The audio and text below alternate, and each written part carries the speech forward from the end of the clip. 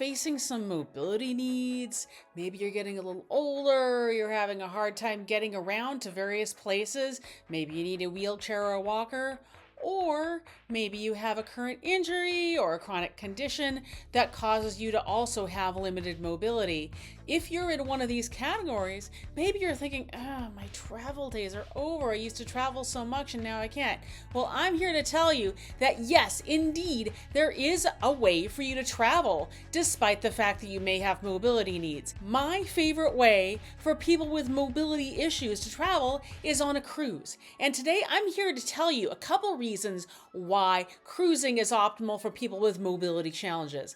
Hi, my name is Brooke. I am the owner and founder of I'm Outta Here Travel.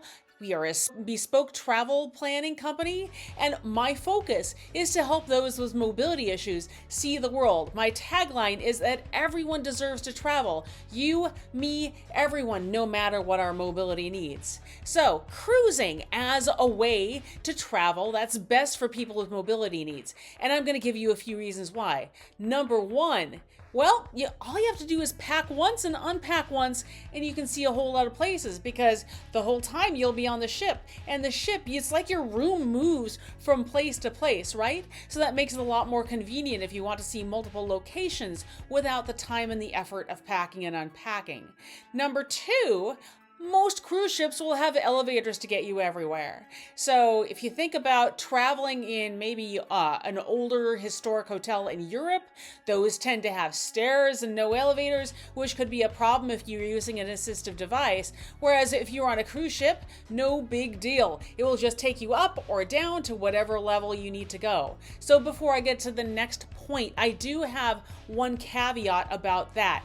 The accessibility on cruise ships is fairly standard, but there can be some variability.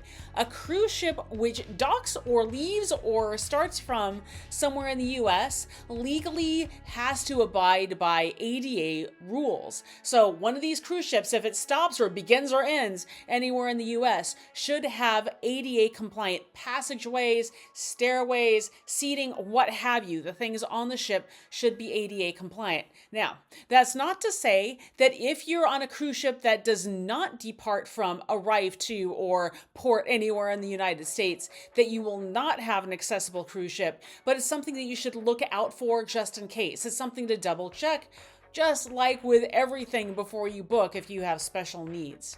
So moving on to number three. Reason number three that cruising is great for people with accessibility needs is, again, going back to the cruise ships that are ADA compliant at least, they should have wide passageways. So if you have a wheelchair, you don't have to worry about squeezing down or not being able to get someplace or not being able to see someplace just because you're in a wheelchair. So that's another reason that cruising can be good. Again, keeping in mind that depending on how strictly they follow ADA rules, this may not 100% be true for everywhere, but again, this is why you do your research ahead of time, right? Number four, the fourth reason that cruising is so good for those of us who have mobility challenges are, again, the ADA compliant cruise ships and some of the other cruise ships as well will have accessibility features like maybe a lift to get you into the pool, and places where you can just sit and join in on all the activities and events that we all would be. The casinos, the shows, the entertainment. On a cruise, you can participate just like everyone else and have a grand old time just like everyone on the cruise ship. So, pro tip when you are looking for cruises to manage your accessibility needs, make sure the cruise itself has accessible excursions if you're interested in those. Now, if you're aware of cruising, the cruise ship goes from port to port to port, and there are certain excursions available where you can see the town or see some of the sites, things like that. If you are wanting to take advantage of some of these, make sure your excursions on your cruise ship are accessible and you can get to them and participate in them.